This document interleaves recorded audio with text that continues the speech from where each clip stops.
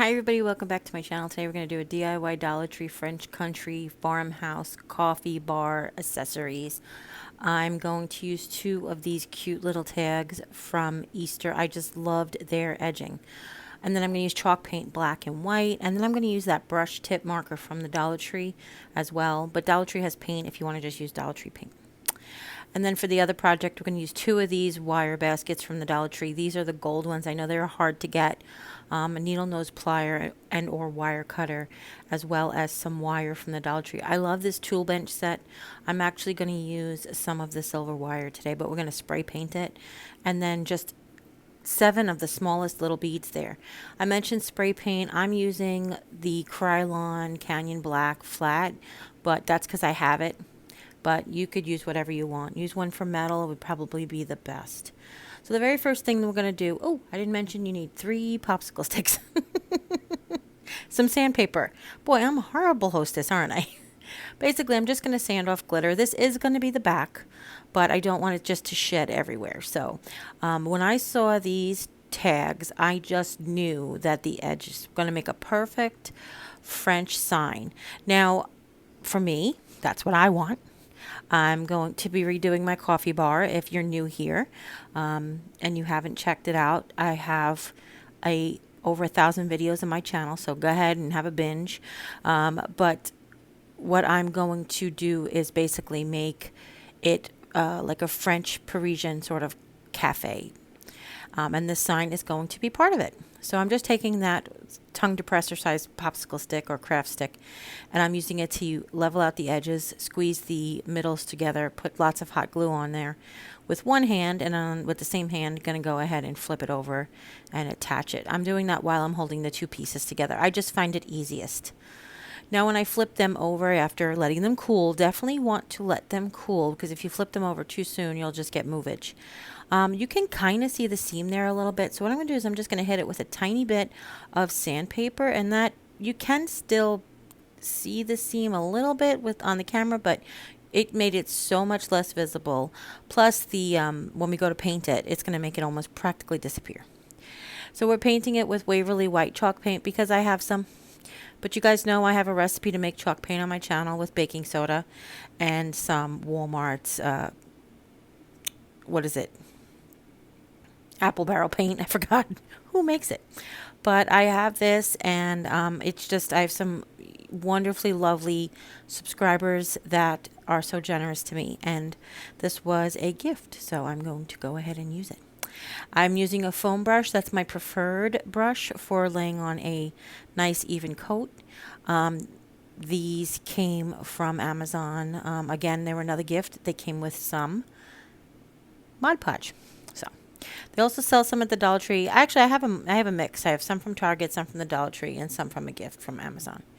So I'm making sure I get all of the bubbles off the edge and just get a nice smooth coat. Now I'm going to take a protractor, but this is just an option. This is just to teach you guys how to make an even edge around. But you know what you have to do?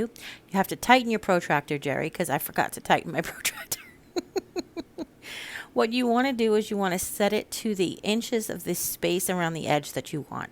And then you just follow the lines. Now, because this has those nice curved edges, I wanted to make sure I use the protractor and not a ruler. Obviously, if it was straight edges, you could always use a ruler. We are going to use the ruler to help us steady the marker, but I'm just taking a black marker. This happens to be the fake Sharpie from the Dollar Tree. I've had this thing forever, and I know that they don't always sell them, so if you can find one, grab it. That's all I'm saying. I have it in red, blue, and black. And I'm using this for the straight edges just to help out, creating that curve along that pencil line. Excuse me, that curve. I'm creating that border. It's just going to make it neater to paint. This is just another one of those technique tricks and tips that really does help. So you edge everything. You basically edge your line out with black Sharpie or black marker, and then it makes it so much easier to fill in the paint. You don't have to worry about getting such a perfect edge with the paintbrush if that's a problem that you have. I do have lots of tips and tricks in different videos on my channel, so make sure if you get a chance to check out the DIY playlist. Now I'm just showing you some options for lettering. Of course, you could use the poster stickers from the Dollar Tree. The Dollar Tree also has this stencil. I thought I had the other stencil, which I liked the font better, but I only had this one, and I just decided to use it for a guide for my letters because I really liked the type of letters that the poster stickers are, but I wanted them to be bigger. And this one, these stencils about a half an inch bigger, about a quarter of an inch bigger, excuse me, than the sticker. What I'm doing is I'm finding halfway, which happens to be 3¼ inches of my spaces. And what I'm doing is these are 2-inch stencils, so I'm actually subtracting an inch from the midpoint and then measuring down. So basically, what I'm trying to say is if 0 is at the top line and 6¼ is at the bottom line, instead of doing it at 3⅛, which would be the very center, I'm putting it at 4⅛, which would be halfway, which would be down the bottom of the lines, if that makes any sense. And I drew one line just to have a level line going across the bottom to put all my letters on. And this way, this ensures that the letters are centered from top to bottom. Okay, so I am spacing them quite far apart because I do want the letters to like be boxier and thicker. That was my intention anyhow. And of course, we always do everything in a light pencil. Use a white eraser if you're going to erase from white paint. It actually just gives you the, doesn't leave any eraser marks behind. If you use a pink one, sometimes you can't get that pink off. But I just didn't leave enough space between the P and the A, so I just redid them and adjusted. I also wanted to check that this space from the edge where the hole is to where the Y is equal to the space from the edge where the hole is to where the P is. And yeah, that's how I found where it goes. So now I'm just going to take a flat paintbrush, and this is the Waverly Chalk Paint in Ink. And I'm just using a sort of a semi-stiff bristle brush. And then, like I said, it is a flat brush. And I'm using it to paint. And I'm basically using the stencil as a guide. Do you see I'm not just filling in the stencil? Of course, you could just fill in the stencil. You could even do it with marker. And that would be totally 100% fine. You also can, and you'll see in a minute, we're going to change it, print out your letters. You could use your Cricut or your Silhouette, any of that stuff that you want to do. You know, if you have giant letter stickers or if you have different stencils, whatever you want to write, whatever you want. So originally I was thinking I wanted this for my pantry, but actually that's not true. I originally wanted it for my coffee bar, but then I saw a similar sign for my pantry, and I was like, maybe I'll make it a pantry sign because I did want to put one on my new pantry. But then I'm like, no, first of all, it's a little bit too big to put on the door. And secondly, I really want it for my coffee bar. So originally I'm just block lettering pantry, and then I'm going to go back in with a detail brush and add the same sort of flourishes that you get on a Times New Roman or basically on the stickers as well. I use the stickers as inspiration. They're not 100% inspiration because the stickers have some thin lines and thick lines. But I just used the little flourishes there. And I'm just showing you how to do it even though I'm going to paint over it. But I want to give you guys an idea of how to do it if you want to. So if you look at the top of the A, you could make it just off to the left, the little flourish line, or you could make it across the whole top. You know, it's really, really, really entirely up to you how you want to do your lettering. Like I said, if you don't like your handwriting or if you don't like the handmade look, then, you know, you can get letter stickers. You can get, use a die cut machine. You can buy stuff on Etsy. There's just a variety of different ways to get the lettering done the way you want it done. Okay. And then once I have all of the flourishes in, we're going to go ahead and take that wide paintbrush that we used to create the lettering, and we're going to go ahead and paint the border in. Like I said, it is easier to do the border now that we put that ink down. It just makes it so much easier. Now I'm just going to go straight across as I can. I am going to, at the end of all of it, put a white border back around the outside, because on the inspiration, well, not really the inspiration, but what the look that I was going after had the black line was sort of set in. So it was a white thing, like basically it was a white sign with a little bit of a white reveal and then the black border and then the white sign. And I wanted to show you a really easy way to achieve that. So what we're going to do is we're just going to go ahead and paint the whole border black, and then once I have smoothed all the paint out, I'm taking a wipe and I'm just going around the very outside edge, and I'm cleaning off any drips or bumps that could be, and I'll show you why in a little while. Next, we'll be showing you why next. Now around the curves, just take your time. Like I said, because we put that marker down, it did make it so much easier.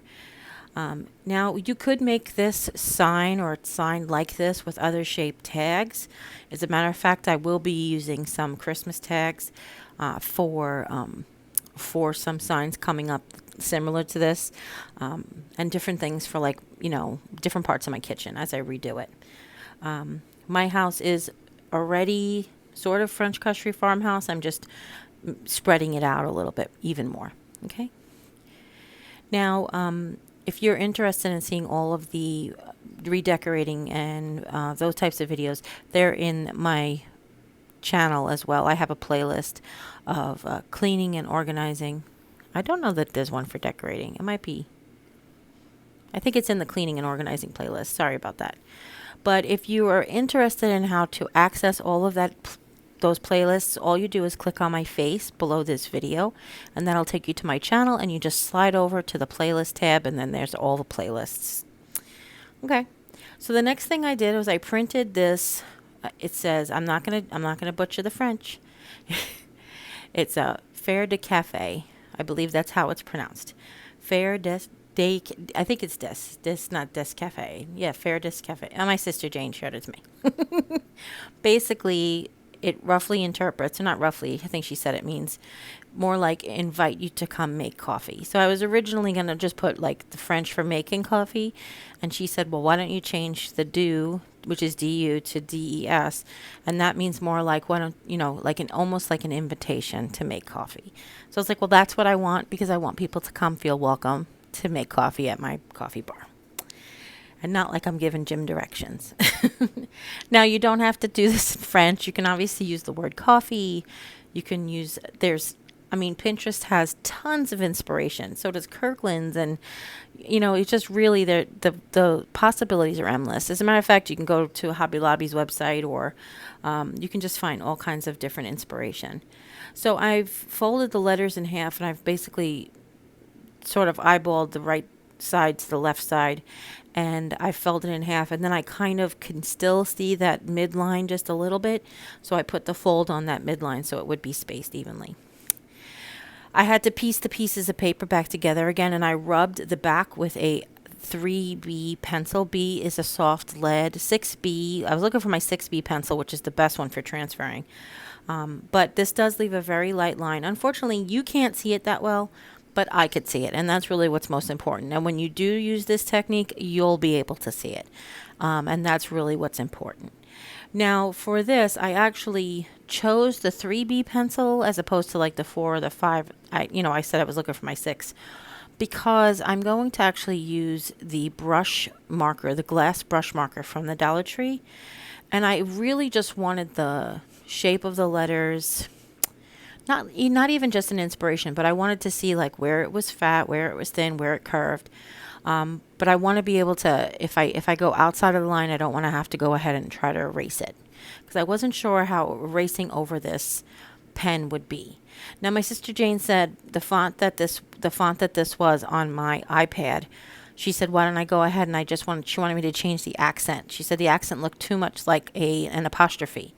So I just changed it. It originally was just an apostrophe type accent over the E. And I went ahead and I just made sort of a upside down triangle. Not really upside down. It's kind of on an angle, but you understand what I'm saying. And now I'm just going back in with that Sharpie. I'm lifting and using the very, very fine point wherever I feel it's necessary. And I'm pushing down wherever I need a fat line, again, for the same reason. Now, don't be intimidated. I really don't want you to be intimidated. Not everybody is great at lettering, but everybody can be great at lettering. Unless you have some sort of condition that prevents you from holding the paintbrush steady, practice. That's all I can tell you. And this technique is a great way to practice. What I mean by that is, I have guidelines. I can feel the brush stroke as I'm going. And following the guidelines, it's just like when you were like a young child and you were drawing over the letters or writing over the letters in school to learn how to make the letter B. You follow the little dash lines. This is very similar to that technique. You kind of get a real feel for the curves, for the calligraphy, for the brush marker. So I really do recommend this if you can. Another great way to practice lettering is print out what you want to write and change the color of your ink to gray. Sort of a medium gray would be good, and then go over it with your black marker. This way you can actually go right over that as you're writing, and that would be a great way to help you practice. All it's going to cost you is a little bit of printer ink and some paper. And it'll be just like you're back in elementary school. It's the same type of thing. If you print it in gray and you go over it with your pen, it's the same thing we practiced when we were young. You know, where there's like a dash line on the ditto, and we went ahead and traced over it of how you make a B and that kind of stuff. So now I'm going to take some more white Waverly chalk paint. Basically, this is the same wet brush. I wrap it in a wipe to keep it moist and not have to wash it and waste paint and that kind of stuff. So I'm just putting a little bit more paint on the very edge, and I'm going perpendicular to my work. So it's the foam brush I'm pushing down ever so gently and going straight along the edge. And what this is doing is actually pushing a line down over the black on the front. Do you see that there? So not only is it repainting the edge to make it look finished, but it's also giving that little bit of white line there. Now, if it skips over or blobs, don't worry, we'll fix that with any little touch-ups we need to do. But this is definitely the best way to get the look, easiest way to get the look, to be honest. So if you do get a little blurb like we have there over there on the left, just take a Sharpie, just a regular Sharpie, and go back over it. All you need to do is be able to control a little bit of marker, drawing a little bit of a straight line. And then do that wherever you feel needs. Now, I had a little bit of hiccup where the seam was. The paintbrush got caught up. So I went ahead and I painted it white and then waited a minute for it to dry, and then I went ahead and touched it back up again with some black. Okay, and that's it. Now, you could also do the same thing if you feel like you messed up your lettering. Just go in with a fine paintbrush with a little white paint and fix whatever boo-boos you have. And there it is. So the next project, which I feel like is even easier than this, if that's at all possible, is we're going to take these 2 gold wire baskets. Now, I will show you that one basket has, if you look at the bottom, is a square or a rectangle technically, because one side has 4 wires and the other side has 3 wires. Basically, 3 wires go across one direction and 4 wires go across the other. So I'm making sure that I have them lined up. If you don't want to do that and you want to kitty corner them for whatever reason, just be careful. We're just taking regular wire from the Dollar Tree's hardware section. You could use a zip tie, but I really wanted to make it disappear as quickly as possible. So I just took a little wire, folded it in half, twisted it 3 or 4 times, pushed it through to the other side, twisted it 3 or 4 times, folded the edge over to kind of make like a key, and then took the needle nose and just twisted the key until it was really, really tight. And you can see it's really tight. It's really secure. Yep, pulling on it, nothing. And you want to do this in 2 places at least. And that's all I needed to do. It was a really nice, secure fit that I only had to do it in 2 places. Now, I will tell you, I have wanted one of these coffee cup holders for a long time, but I was always afraid to say it because I have such generous friends that I knew if I said that I really wanted one, it would end up on my doorstep in 2 days. So I wanted to make sure I could make one before I told anybody that I really wanted one. So now what we're going to do is what's going to be the top of our basket. We're going to cut every other wire where it meets the middle support, okay? And then what we're going to do is very, very carefully, we're just going to bend it up. So I'm holding the top rod as I bend the wire up, and we're going to do this to every other support. Now the top is still supported because we've left every other support, and we've left all the bottom supports as well. Okay, and then once we have every other one put up, which is 7 of them because there's 14 wires that putting this basket together is we're going to hot glue one of these smallest of these wooden beads from the Dollar Tree, the smallest one you can get. We're just going to add a little hot glue. Some of them actually are painted shut on one end. If you're lucky enough to find those are jackpot. But I'm using my needle nose to hold it because, of course, not only do I have trouble gripping things because of the arthritis, but I also don't want to get real close to the hot glue there either. So what I'm doing is I'm putting a little hot glue on one, just a tiny bit of hot glue on one end. I'm letting it sit for a second to get cooled off, and then I'm turning it over and putting some hot glue on the inside. Now, the hot glue that you put on the inside is a good chance it will melt the glue that you made, like the little stopper, but that's why I'm holding it on the wire, on the edge of the wire for a second or two. Okay? And I'm doing this to cap off each and every one. Now, I love the way this came out, I will tell you, but I wanted it for my new Jeri-Ann mugs, but they are very, very heavy mugs. And what I will tell you is this holds a single mug of every other mugs that I have but the Jeri-Ann mugs. And that's a promise. I almost was going to show you the video of how I put one mug of different sizes on each.